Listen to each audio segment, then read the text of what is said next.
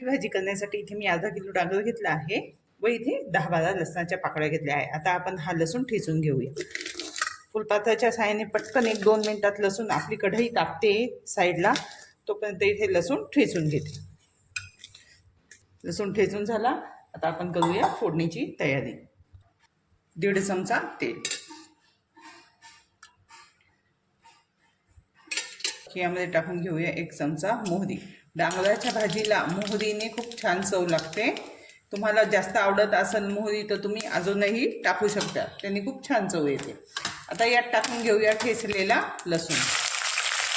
आता यात टाकून घेऊया आपण अर्धा चमचा जिरे। आता हे जे चिरलेलं डांगर आहे ते यामध्ये टाकून घेऊ। 1 चमचा हळद, 1 चमचा लाल तिखट। तिखट तुम्ही तुमच्या आवडीनुसार तुम्ही जास्त टाकून घेऊ शकता।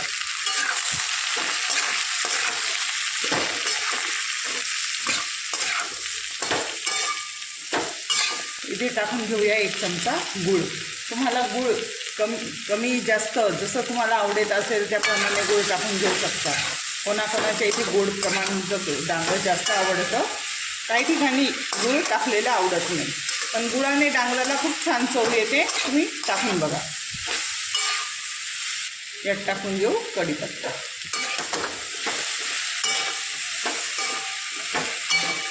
आणि मीठ।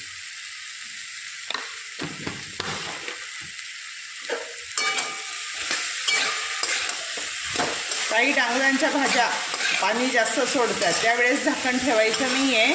आता इथे या डांगराने पाणी सोडलेलं नाही आहे, त्यामुळे मी याच्यावर झाकण ठेवून हे शिजून घेणार आहे।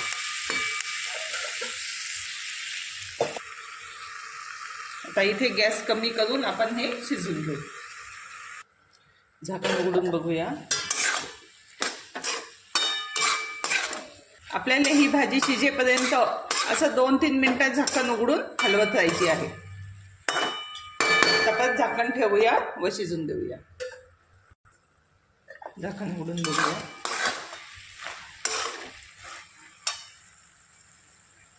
डांगर आपले इथे शिजले आहे। आपले डांगर तयार आहे। तव्यावर टाकून घेऊया आपण बारीक चिरलेली कोथिंबीर।